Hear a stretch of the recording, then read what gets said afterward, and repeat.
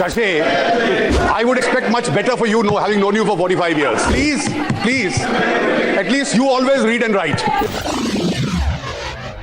मैं बिना इस बात के इसको यकीनन कह सकता हूं, बिना किसी खंडन के डर से, कि बेसिक एयरक्राफ्ट का दाम 2016 की तारीख में यूपीए के दाम से 9% सस्ता था।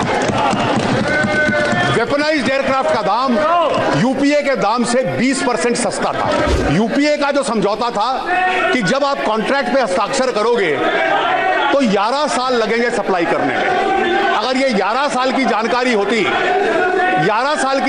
होती तो आज ये तर्क ना दिया जाता कि 2016 में हुआ, 18 तक क्यों नहीं आए 2 साल में। अरे तुमने तो 11 साल का समय दे रहे थे। और ये जो मैं कह रहा हूं 9% और 20%, ये केवल पहले जहाज के बीच का अंतर है।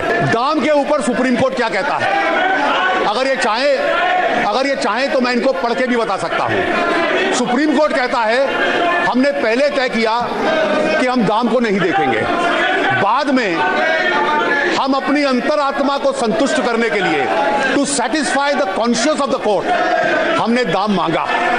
सरकार ने दाम सील्ड कवर में हमें दिया। हमने सील कवर खोल के पढ़ा और पढ़ने के बाद अपनी कॉन्शियस को सेटिस्फाई करने के बाद हमें लगा कि इस केस में हस्तक्षेप करने की हमें कोई आवश्यकता नहीं। सुप्रीम कोर्ट की कॉन्शियस सेटिस्फाई हो गई, लेकिन कांग्रेस पार्टी की चुनावी जरूरत उससे सेटिस्फाई नहीं हुई।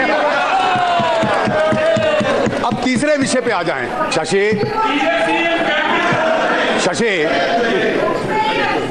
I would expect much better for you, having known you for 45 years. Please, at least you always read and write.